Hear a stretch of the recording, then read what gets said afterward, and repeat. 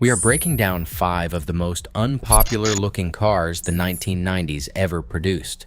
Think rounded jelly bean sedans and awkward ovals that tanked resale values, but now outlast trendier rivals by hundreds of thousands of miles. Each of these budget-friendly clunkers hides bulletproof mechanics, cheap parts, and surprising comfort for commuters who care more about reliability than curb appeal. Ready to rethink what makes a true automotive bargain? Let's kick off the countdown with number 1. Number 1, the Ford Taurus from 1996 to 1999 stands as the poster child for ugly 90s automotive design.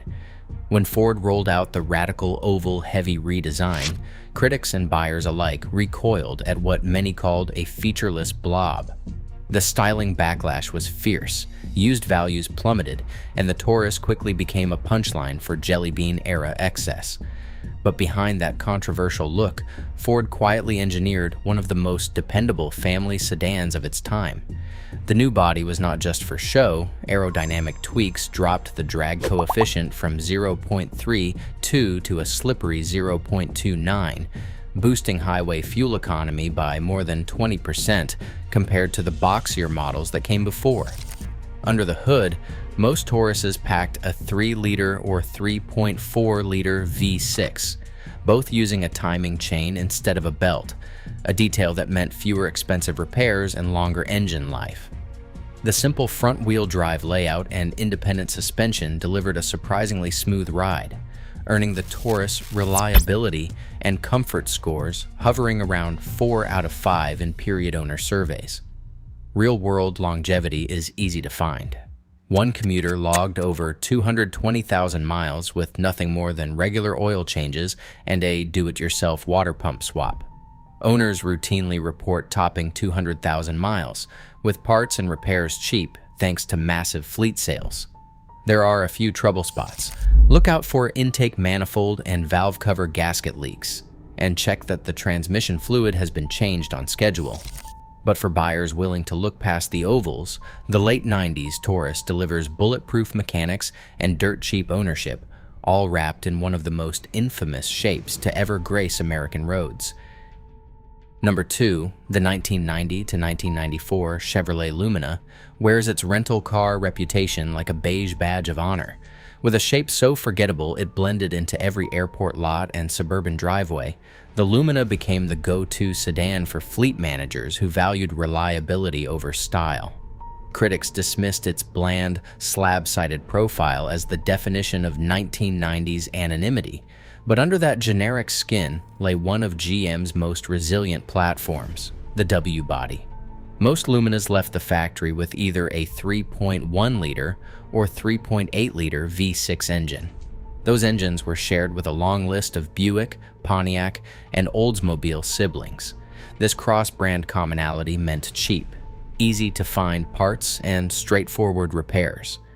A major reason these cars outlasted their flashier rivals. Mechanics and ex-rental techs routinely report Luminas reaching 300,000 miles in taxi service, with one documented example racking up 350,000 miles before the transmission finally gave out. Taxi logs and fleet records show these sedans shrugged off daily abuse, alternators and cooling hoses swapped for under $300, with most major fixes handled curbside or in basic fleet garages. The downside to all that fleet duty is predictable. Worn wheel bearings, tired suspension bushings, and aging cooling hoses are common at high mileage. But service history is usually thorough, and the sheer volume of W-body cars ensures affordable repairs. For buyers hunting a dirt-cheap, bulletproof commuter, the Lumina's boring looks hide a work ethic proven by hundreds of thousands of miles in the harshest conditions rental and taxi fleets could throw at it. Number 3, the Saturn SC from 1991 to 1996 wears its toy-like styling as both a badge of honor and a punchline. With squat proportions and exaggerated curves, the SC never blended in. It looked more like a concept car than a commuter. Critics scoffed at the plastic body panels, calling them cheap and gimmicky, But those polymer skins turned out to be a stroke of genius. Unlike steel, Saturn's body panels shrugged off parking lot dings and, more importantly, never rusted. A huge win for buyers in snowy, salt-covered states. Owners could snap off a dented door panel and replace it in minutes, often for less than $100 from a junkyard or parts swap, sidestepping the pricey bodywork that sends most old cars to the scrapyard. Underneath, the SC kept things simple. It came with a 1.9-liter four-cylinder engine, front-wheel drive, and an engine bay designed for easy access. Do it yourself. Mechanics loved the straightforward layout. Routine jobs like water pumps and alternators could be handled at home with basic tools. Forum posts tell the story. One owner clocked over 250,000 miles, logging every repair and saving more than $1,500 thanks to those snap-on panels and cheap, widely available parts. Saturn's no-haggle sales model and focus on practical buyers meant resale values dropped fast, making these cars a bargain for anyone who did not care about curb appeal. If you are hunting for a survivor, check that the plastic panels fit snugly and inspect the clip fasteners for wear, because loose panels can rattle after years of Midwest winters. Suspension sag is rare, but coolant hoses and starter motors are common do-it-yourself fixes. For anyone willing to drive something a little quirky, the Saturn SC delivers rust-proof, wallet-friendly miles long after prettier cars have crumbled away. Number 4. The Dodge Intrepid from 1993 to 1997 wears its cab-forward jelly bean silhouette like a badge of 90s ambition and a magnet for criticism. When Chrysler launched the LH platform, the Intrepid's long, sloping windshield and stubby overhangs looked more spaceship than sedan, dividing buyers and drawing plenty of jokes from the press. But beneath that polarizing exterior, the Intrepid quietly delivered one of the most stable, spacious highway rides of the decade. The secret was a massive 113-inch wheelbase, longer than most rivals, which translated to limo-like legroom and rock-solid interstate manners. Chrysler's focus on interior space meant the Intrepid swallowed 5 adults and a week's worth of luggage with room to spare, making it a sleeper hit for commuters and families willing to look past the styling. Mechanically, the Intrepid kept things straightforward. Most examples came with either a 3.3-liter or 3.5-liter V6, both known for durability when paired with regular fluid changes. Service points are simple, and thanks to LH platform sharing with models like the Concorde and Eagle Vision, parts remain cheap and easy to find. Early production cars did face a head gasket weak spot, but Chrysler addressed it with a series of technical service bulletins by the mid-90s, and most survivors on the road today have long since had the fix. Owner reports back up the Intrepid's stamina.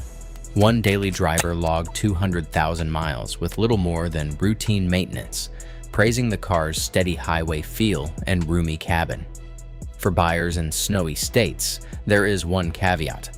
Floor pan rust can creep in, especially where salt and clogged drain plugs trap moisture.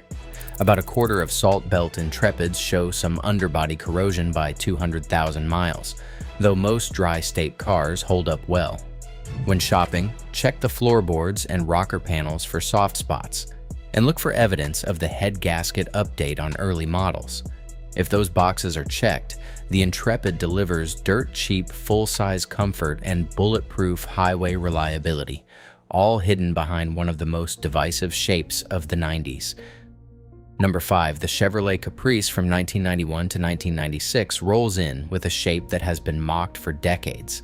Critics called it the bubble car, and the press compared its swollen fenders and rounded roofline to a Goodyear blimp. But underneath those inflated panels sits one of the most rugged, fleet-proven platforms of the era.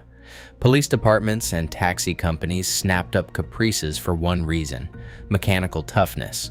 The rear-wheel drive layout paired with either a 4.3-liter V8 or, in later years, the legendary LT1 5.7-liter V8, the same engine family found in Camaros and Corvettes. That meant cheap, plentiful parts and straightforward repairs. Fleet mechanics loved the interchangeability. Swapping a water pump or alternator often meant grabbing a part straight from the GM performance bin, sometimes cutting costs in half compared to more obscure sedans. Reliability scores for the Caprice hovered around 4.1 out of 5 in owner surveys, and real-world durability is legendary. It was not uncommon for a police-spec Caprice to rack up 300,000 miles of hard city use before being auctioned off, with some documented survivors topping 350,000 miles on the original engine and transmission.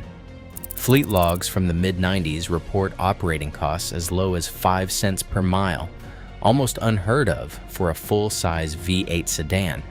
That reputation for longevity, combined with rock-bottom resale due to the styling stigma, turned the Caprice into a secret weapon for budget-minded drivers who cared more about reliability than looks. There are a few things to watch out for. Former police cars often suffer from sagging rear springs and tired suspensions, and LT1 V8 engines need regular coolant flushes to avoid overheating. But the buying checklist is simple, and the part supply is massive. For anyone willing to drive a car that looks like it belongs in a 90s cop show rerun, the Caprice delivers bulletproof mechanics, dirt-cheap running costs, and a fleet pedigree that few rivals can match. It is the ultimate example of ugly styling hiding serious substance, a full-size workhorse that just refuses to die. Across all 5 cars, one truth stands out. Ugly styling drops prices, but simple, proven engineering keeps these machines alive. For budget buyers, overlooked looks mean hidden value.